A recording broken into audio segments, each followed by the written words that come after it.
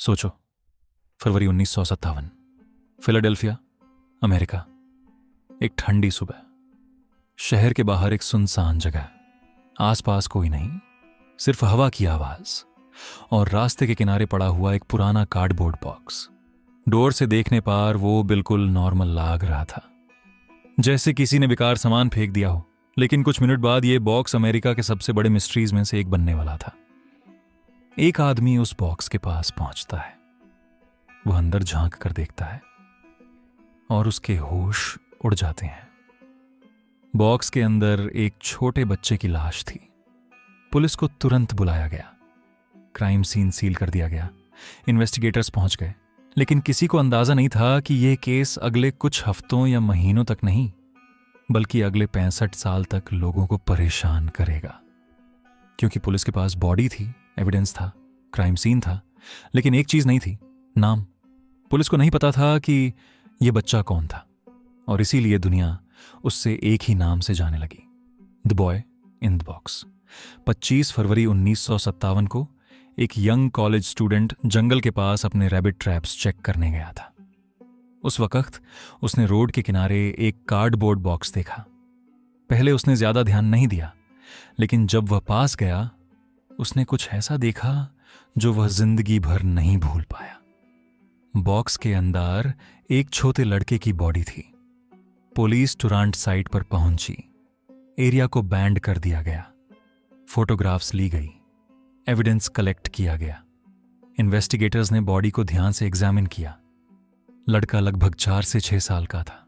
उसके बाल छोटे थे, उसके पास कोई आईडी नहीं थी, कोई नाम नहीं, कोई डॉक्यूमेंट नहीं, कोई क्लू नहीं, जैसे किसी ने उसकी पूरी पहचान मिटा दी हो। और यही बात डिटेक्टिव्स को सबसे ज्यादा परेशान कर रही थी।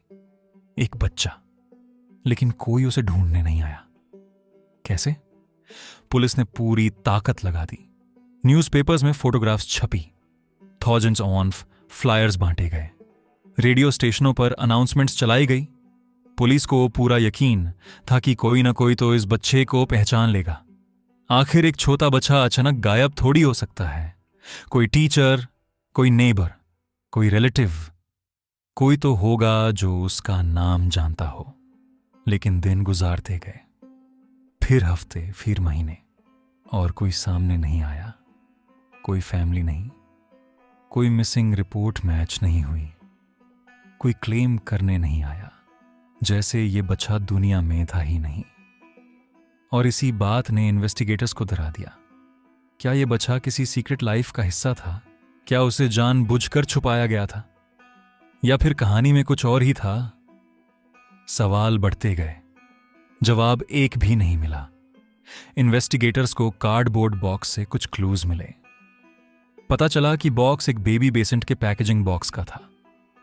पुलिस ने कंपनी तक पहुंचने की कोशिश की, स्टोर्स कांटेक्ट किए गए, रिकॉर्ड्स चेक किए गए, लेकिन यूएस गवर्नमेंट टेक्नोलॉजी आज जैसी नहीं थी। हर क्लू आगे जाकर रुक जाता, हर रास्ता बैंड हो जाता। डिटेक्टिव्स ने फिंगरप्रिंट्स चेक किए, विटनेसेस से बात की, एरिया में डोर टू डोर इन्वेस्टिगेशन हुई, लेकिन रिजल्ट वही रहा, 0।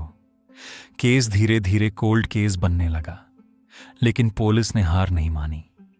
हर कुछ साल बाद केस दोबारा खोला जाता, नए डिटेक्टिव्स आते, नई थ्योरीज बनती, लेकिन मिस्ट्री वही की वही रहती। सालों बाद एक औरत सामने आई। उसने एक हैरान कर देने वाली कहानी सुनाई। उसका दावा था कि उसकी मां ने एक छोटे लड़के को घर में रखा था। उसके मुताबिक वो लड़का अब्यूज का शिकार था और एक दिन उसकी मौत हो गई। औरत ने कहा कि उसकी मां ने पैनिक में बॉडी को डिस्पोज कर दिया, और शायद वही बॉडी बाद में बॉय इन द बॉक्स के नाम से मिली। ये थ्योरी सुनकर इन्वेस्टिगेटर्स भी हैरान रह गए, क्योंकि कुछ डिटेल्स केस से मिलती थी, लेकिन एक प्रॉब्लम थी। प्रूफ थ्योरी थी, लेकिन उसे सपोर्ट करने के लिए मजबूत एविडेंस नहीं था। इसलिए पुलिस इस कहानी को कंफर्म नहीं कर पाई, और एक बार फिर मिस्ट्री अंधेरे में खो गई। 1960 के दशक आए, केस अनसॉल्व रहा। 1970 के दशक आए, केस अनसॉल्व रहा। 1980 के दशक आए, केस अनसॉल्व्ड रहा। 1990 के दशक आए, केस अनसॉल्व्ड रहा। 2000 के दशक आए, फिर भी कोई जवाब नहीं।